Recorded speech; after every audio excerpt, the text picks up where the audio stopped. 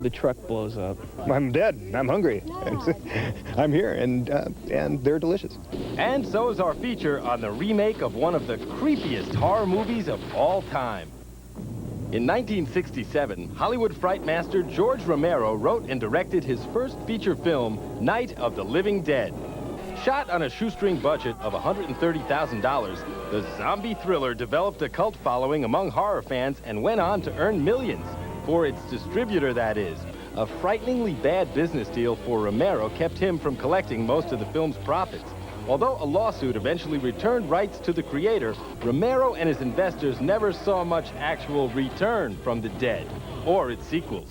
23 years later, in the Pennsylvania countryside, and with a considerably higher production budget, Romero has scared up a new cast of victims and ghoulies for an updated remake of the film that started his career.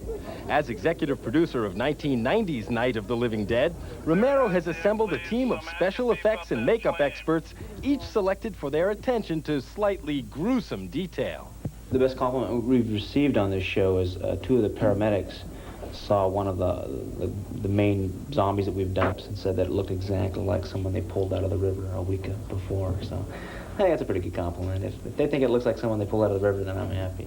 That's what we're trying to do. We're trying to show that zombies are not real people, too. We get a lot of used clothes and try to take them a little further down. Zombies can't walk well, and they're not good on their wardrobes. And fortunately, these people are recently dead. For one of the film's more explosive scenes to be shot later that night, pyrotechnics expert Matt Bogle prepares an area. Back here, this is going to imply the gas tank exploding underneath the gas pump. The truck will be exploding and it's filling up the whole base with more fire. Altogether, there's about 34 gallons of gas.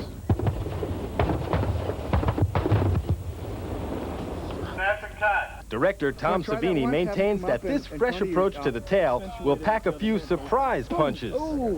Before so many people know the first film that now we can manipulate them. Like when they expect something to happen, like the first film, and it doesn't happen and there's a big surprise, then you won't know what to expect, and that's what we're trying to do. Rejoining the Romero team are original producers John Russo and Russ Streiner. We're spending more in one day on this film than we spent for the whole movie the first time around.